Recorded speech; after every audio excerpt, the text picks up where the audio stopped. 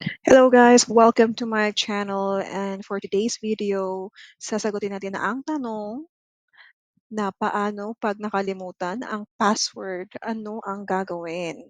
Tinutukoy po natin dito ay ang password ng PhilHealth account mo online. So, dumiretso lang po tayo sa member portal online at ito po nga po makikita natin.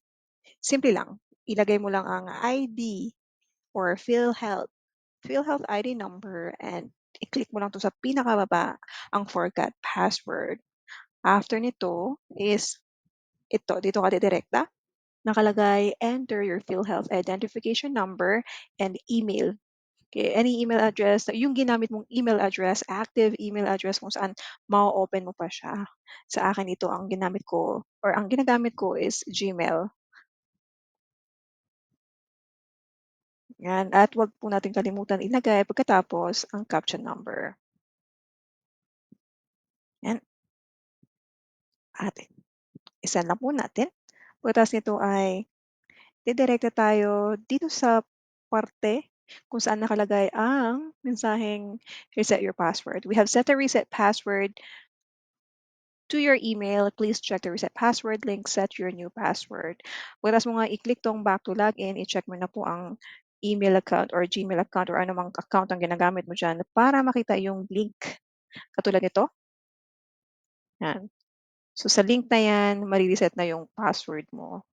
Nakalagay, you recently requested to reset your password for your PhilHealth member portal account. Click here to reset your password, and then so on and so. Okay. So you're responsible for ensuring the PhilHealth identification number and password cannot be accessed by unauthorized persons. If you did not request a password reset, please ignore this email. So lagi po natin tatandaan na huwag po tayo basta-basta mag-click ng kung ano-anong link. Katulad na lang po nung ibang nare-receive natin. So ito ni-request ko to. So click here at babalik lamang po tayo dito.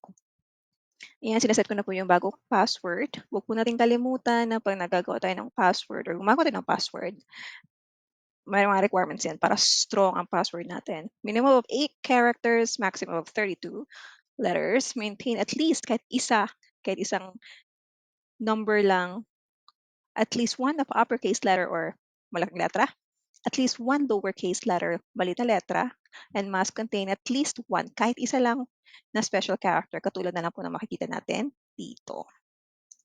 Yan, reset and back to login at after nun, lagay ko ulit ang same process, lagay ulit ang ID number, new password, captcha number, login, and voila, makakapasok na po tayo sa portal. Yun na nga po mga kapaano, huwag po nating kalimutan na mag-subscribe, i-like ang video for more helpful videos. Thank you for watching. God bless everyone. Bye.